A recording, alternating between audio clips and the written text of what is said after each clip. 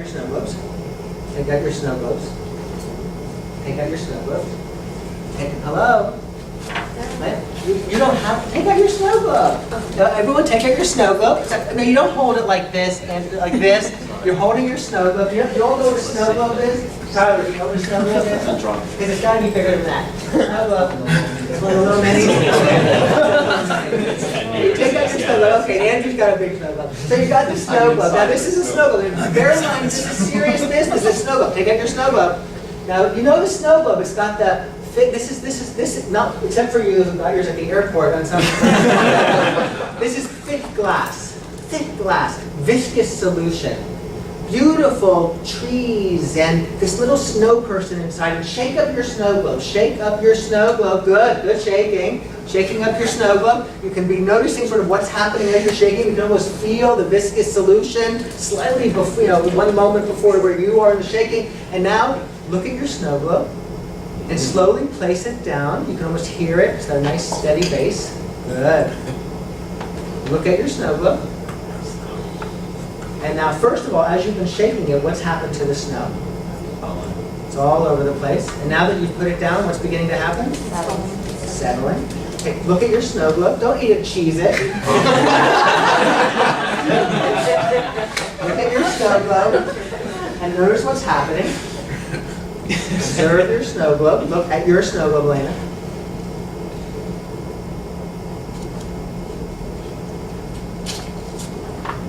So, let's talk about our snow globe.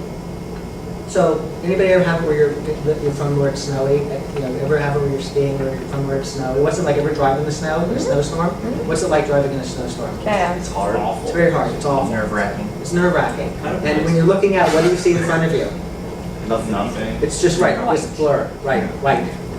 And it's nerve-wracking. What's happening to the amygdala when you're driving in a snowstorm, if you have that experience? Very large. It's shaking. Yes, it's very active. You say it's very active. Yes, good, it's very active. And we're feeling as a result very anxious. Lots of thoughts, can't see, confusing. And in many ways, what's it like? You ever have it where, I don't know if I was shared with you, I shared with everybody one of my first experiences in Don Peters' class when I was called on. And you remember when you were called on in class that first day or first week or whatever it was, and just your name was said, What happened to this in that moment? What happened to this? What was it like in that moment when your name was called? Did your amygdala begin to have a relationship to that moment that might have been? Yeah. Right, okay. Now, what's the connection here between you and this? In fact, let me ask you this. In your snow globe, if you're looking at your snow globe, there's a little snow person, right? Fallon, right? Is there a little snow person in your snow globe? Yes, there is. Do you see the little snow person in your snow globe? Yes. Do you see the little snow person? Do you see? Look at your... Who's the little person in your snow globe? Matt, who's the little person in your snow globe? Mine's a snowman, but it could be me. It could be you? It could be me. Who is it? It's me. It's you. The person in your snow globe is you. Everyone's got one. It's your snow globe and it's you. And when that person, the professor called your name in all likelihood, if you had the typical response, what happened to your snow globe when the professor said, what's your last name, Matt? Furman, Mr. Furman. It starts to shake. It starts to shake. Now here's an important consideration. It starts to shake. Did the professor come over and say, let me have that snow globe? No, might as well have them. They did it, right? What is it that between Mr. Furman and the snow globe shaking happened to shake the snow globe? And when we just shook the snow globe to artificially make it shake, and we put it down, why did it begin to settle? Lauren, you notice that it settled. Why did it begin to settle? Gravity. Gravity, that's an obvious answer. Why else did it begin to settle? Time. Stop shaking it, that's a good answer, obvious one. I mean, obvious good. What else is a reason why it stopped? Time. Time. And also, what were we doing when we put the snow globe down? Left it alone. What? Watching it. We were watching it.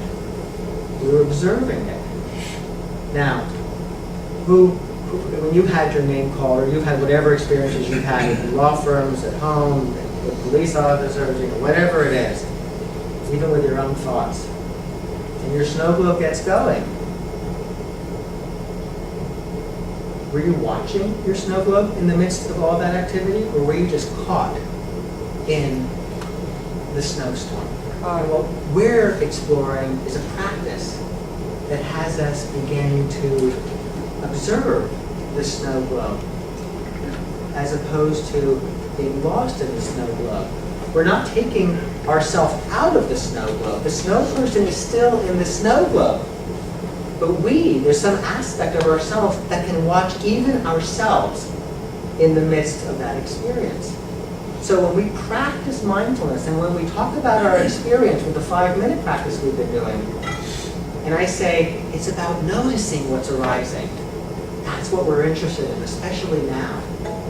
This is one of the reasons we're practicing it, because the snow globe can settle because of gravity, the snow globe can settle because of the passage of time, the snow globe can settle, even this can settle because of the passage of time.